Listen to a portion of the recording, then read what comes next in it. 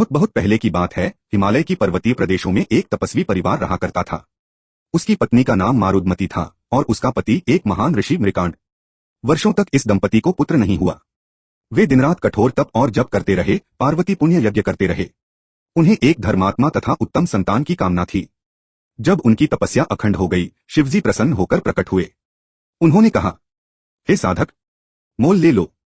एक पुत्र धर्मी, बुद्धिमान, तेजस्वी, पर उसकी उम्र केवल 16 वर्ष होगी। या एक पुत्र दीर्घायु हो, पर बुद्धिमंद और बाधाओं से ग्रस्त जीवन होगा। मृकांड और मारुदमती ने विचार किया। अंततः बोले, हे शिव, हमें गुणवान पुत्र दो, भले ही उसकी आयु कम हो। उनकी यह इच्छा स्वीकार की गई।